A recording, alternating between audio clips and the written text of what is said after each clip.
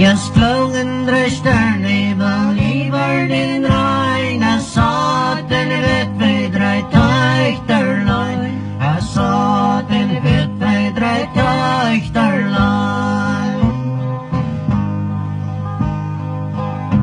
Die eine, die starb für den Abends, die andere an die Mitternacht, die dritte an den Mariennacht.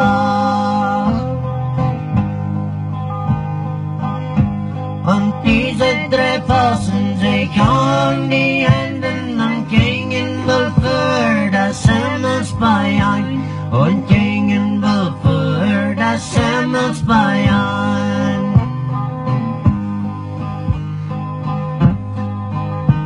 Und als sie für die Himmelstür kamen, dann klopften sie so leise an, dann klopften sie so leise an.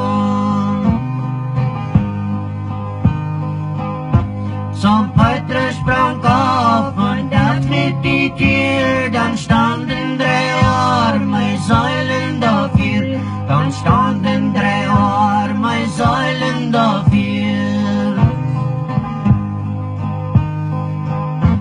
Ihr ältesten zwei beiden, ihr kommet herein, die Jüngste, die soll draußen stehen, die Jüngste, die soll draußen stehen. Ach, ja, was hab ich verschuldet, dass ich hier allein soll draußen stehen, dass ich hier allein soll draußen stehen. Die hast dich gekleinet, die Haare gesiert, die hast dich süßlich aufgeführt, die hast dich süßlich aufgeführt.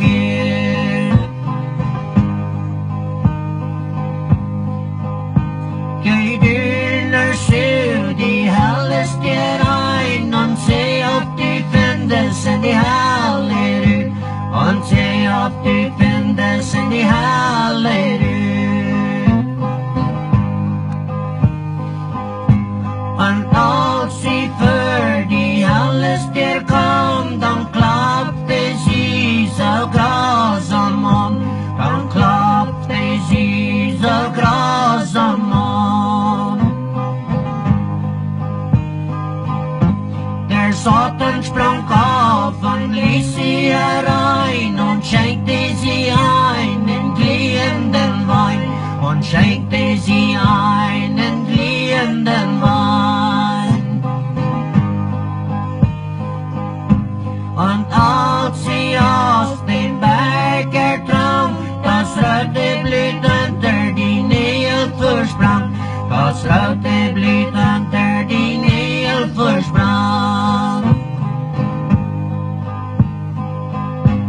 Oh, ach, ja, was hab ich verschuldet? Es hat meine arme Mutter schuld, es hat meine arme Mutter schuld. Sie hat mich nicht lassen